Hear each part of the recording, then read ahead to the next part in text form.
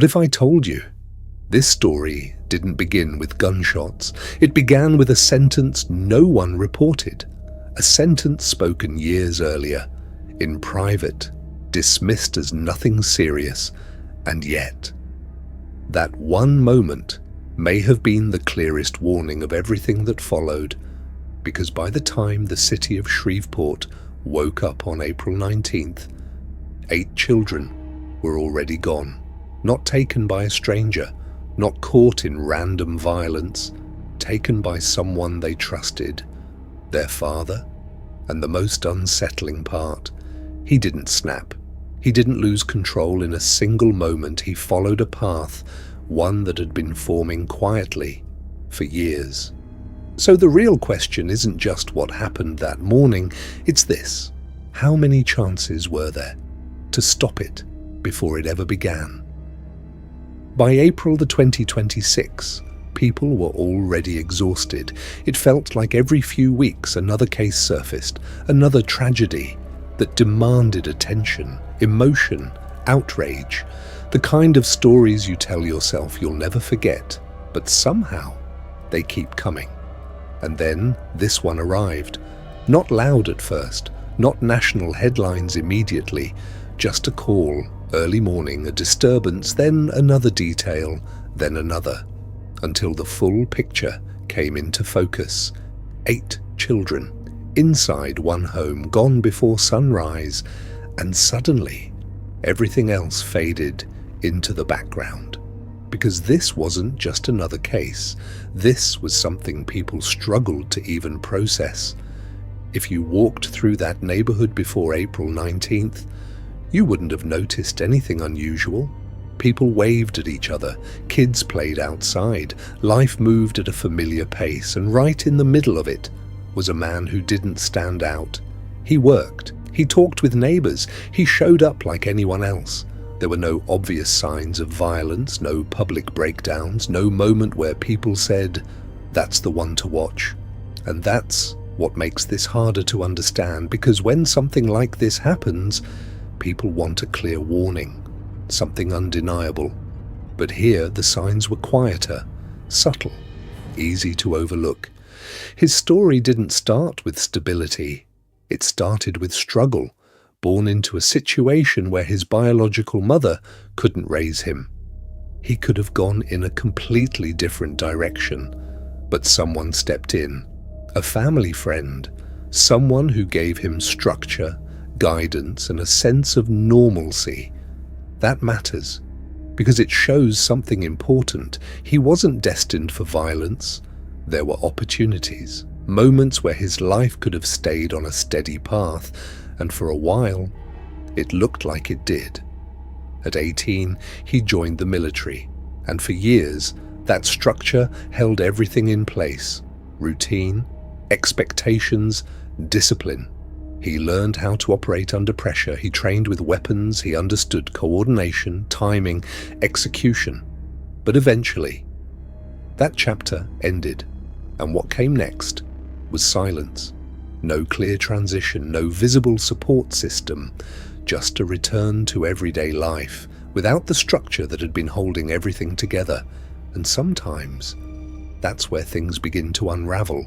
At work, something started happening. Not dramatic, not violent, just strange.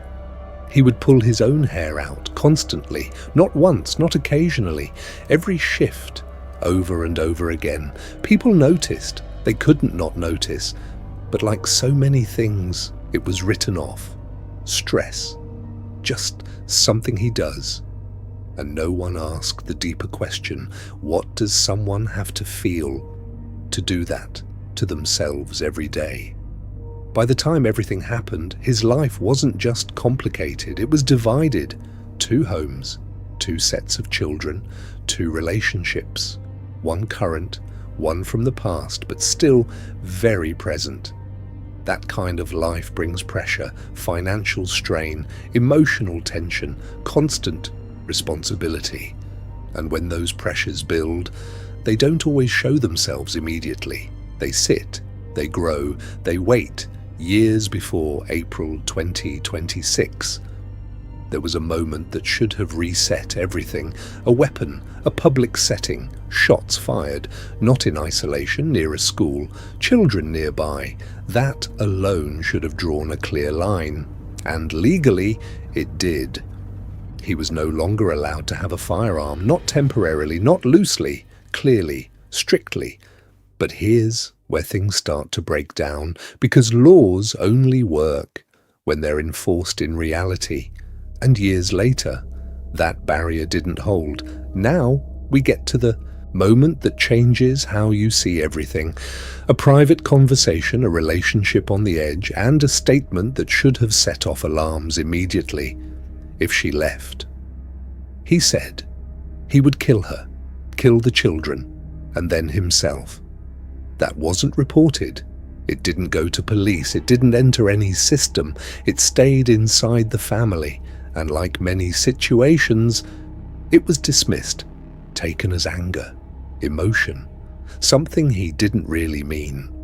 But this is where reality becomes uncomfortable. Because statements like that are rarely meaningless. They are declarations, and when they're ignored, they don't disappear, they wait. By early 2026, something shifted. He checked himself into a hospital, voluntarily.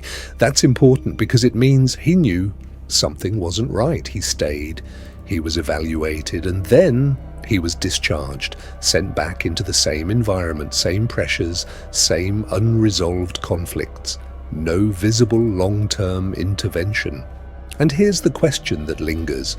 Was anything actually resolved, or just temporarily paused?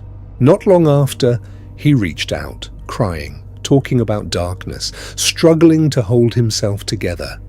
And then he said something that stuck. Some people don't come back from their demons. That wasn't a casual statement, it wasn't vague, it was specific, final. And yet, nothing escalated from it, no emergency response, no intervention.